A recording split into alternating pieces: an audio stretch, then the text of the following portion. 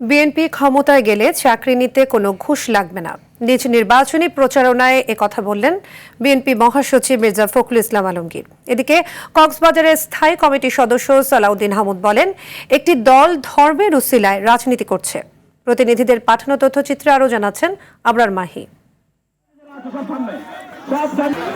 BNP ক্ষমতায় গেলে কাউকে ঘুষ নেওয়ারও সুযোগ দেয়া হবে না বলে জানান বিএনপির মহাসচিব মির্জা ফখরুল ইসলাম আলমগীর। ঠাকুরগাঁওয়ের বেগুনবাড়িতে নির্বাচনী জনসভায় তিনি এসব কথা বলেন।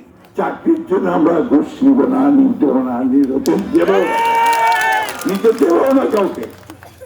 আমরা কোনো চাকরির জন্য পয়সা নিব না, কোনোদিন নিব না, এবং অন্যরা যেন না নিতে পারে সেই ব্যবস্থাটা আমরা করব।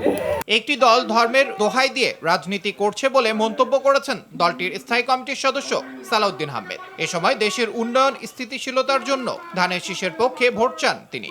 আগামী দিনের যে নির্বাচন, এই নির্বাচন হচ্ছে বাংলাদেশের বাক বদলে দেওয়ার নির্বাচন, আমাদের আপনাদের সবার ভাগ্য পরিবর্তনের নির্বাচন। এই দেশের সবাই সাম্য, মানবিক মর্যাদা এবং সুবিচার চায়, সেটা প্রতিষ্ঠা করার নির্বাচন আগামীর নির্বাচন। নির্বাচনে ভোটাররা ধানের শীষে ভোট দিয়ে বিএনপিকে দেশ সেবার সুযোগ দিবে বলে আশাবাদ ব্যক্ত করেন দিনাজপুর ৬ আসনে বিএনপির প্রার্থী ডাক্তার AZM জাহিদ হোসেন।